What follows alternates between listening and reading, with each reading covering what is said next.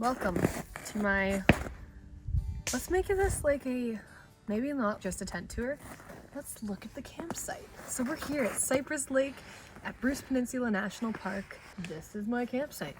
When you come here in the winter, nothing is plowed. You pull in from like on sled or carry, however you want to do it, from the parking lot, and you pick any campsite in the Tamaracks Campground. You have picnic tables, a fire pit, which we have clearly burnt enough to come down to the original pit, firewood shed, and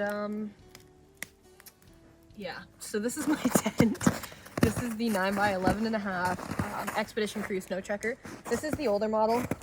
The newer models, I think this is kind of like in this area. I kind of like it in this spot better, to be completely honest, because it's kind of closer to the sleeping area and I can kind of get a better angle, which throws off heat better, just my opinion.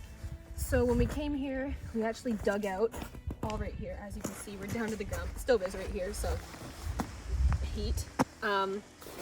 There's so many snow fleas. Look at all these guys. But yeah, so there wasn't a lot of snow. So after we dug out, I didn't have a lot to actually stick my pegs in. What I've done is kind of pile a bunch of packing snow together because it's warm enough that it's packing snow, so that worked out really well. And then yeah, push it together, you shove your peg in, and because it hasn't actually, like usually it would freeze overnight, but because it hasn't, I just keep fiddling with it every day, and I had to do that for this one, that one, other side, and the two front doors. Let's go in.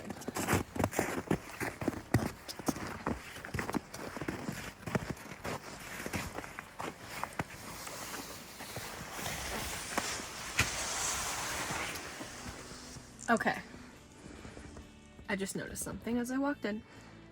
On this trip, we've been dealing with a insanely overweight raccoon that is missing his tail and spiders. This is the 4th spider. Look at this. Literally, just chilling.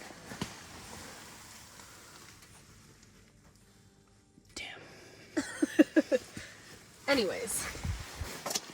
Spiders and raccoons, didn't think that would be my biggest problem, but that being said, the weather is warm. I did see a mosquito yesterday. It was Groundhog Day yesterday, and I'm pretty sure, we're in Bruce, right? So I'm pretty sure Wyerton Willie said that it's gonna be an early spring. I don't know. So this is the sleeping area, which mostly takes up the main part of the tent.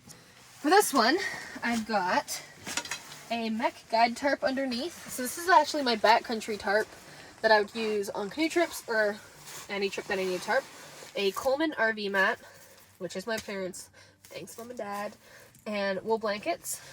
Then this, I think it's like a -20 Woods giant, I don't even know where it's from, but my parents again. Then we have our sleeping bags inside, and then another one of those sleeping bags just opened up over top of all of us. It's actually been so warm at night that I've been able to just sleep under this with like clothes on. The stove does go out, so we technically are cold tenting after that point in time. But yeah, for the most part, that's our sleeping system. Again, we're not coming in far, and I'd rather be comfortable than try to be like ultralight. And look, I can just sleep with my sleeping bag. I can't. I mean, I can. I have a -34 bag, but I'm not at the point yet where I can come in with just other stuff. Clothes and camera stuff gets shoved at the back. Camera stuff, along with the food, comes into the car during the day. By our heads, we don't really have pillows. We just use our jackets and snow stuff. Then I have this MotoMaster car jumper power box, and that's just for charging our phones when we're here. Again, some people come to the wilderness and come camping to not be on their phones, but this is how I get outside. So yeah. Over here, we have cooking stuff, dish bag, fire starter. We have Quick Wicks in here, birch bark, and newspaper. Our stove bag, our Ontario Parks canoe trip garbage bag. These barrels work amazing. They're just small. I think this was actually like a medical one that we got off of, I don't know where we got it, but they work really good and they fit in the sleds well. A crate, and I have this Wool Power just kneeling, I don't know what you'd call it, water jugs, because there's no water, electricity, or anything here. And then they do have a wood shed. We managed to bring up some of our own wood just in case what they had was wet. I would never rely on what they have. Sometimes it's wet, or sometimes it's wet, sometimes it's dry, sometimes it's a mix. Like this time it's kind of, some is like super dry and then some is just a write-off. Stove. So I think this is the Trekker, I don't know, Alaskan. I actually don't know what stove this is. It's the 3 or 3.5 inch one though. And then this stove jack has been sewn in by the previous owner, and it was originally a 5. Part of me kind of wishes it was still a 5, but I kind of really like the 3 for trips like this where you don't need that much heat. But I wish it was an option to have like the bigger stove jack just for when it's colder. This is not the Eco Fan. It's one off of Amazon. It has 4 blades instead of the 2, and I think it works way better than the Eco Fan. And it's also not as expensive, so that's a bonus. Again, we don't usually bring this in like if we were going to pull in super far, but I thought for this trip we might as well. Cinnamon buns, and well, 1.5 cinnamon buns with a little bit of campfire ash on it. Our temperature gauge, and we have wood around the outside of the tent area just right there because we had raccoons trying to get in. Well, a raccoon, and we're down to ground.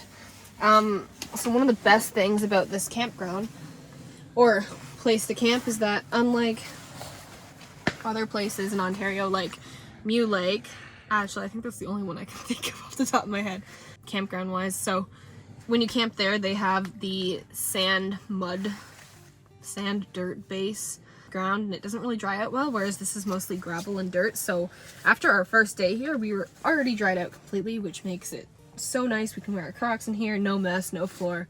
But yeah, oh, line. Hang it from either end over there.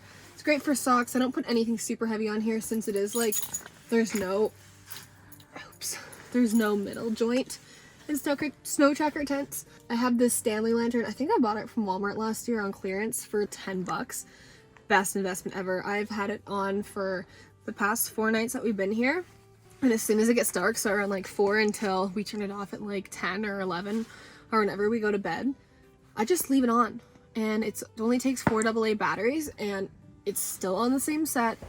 I really like it, and I don't know if they make them anymore, but it works well. Also, we bring our food into the tent at night, or into the tent at night.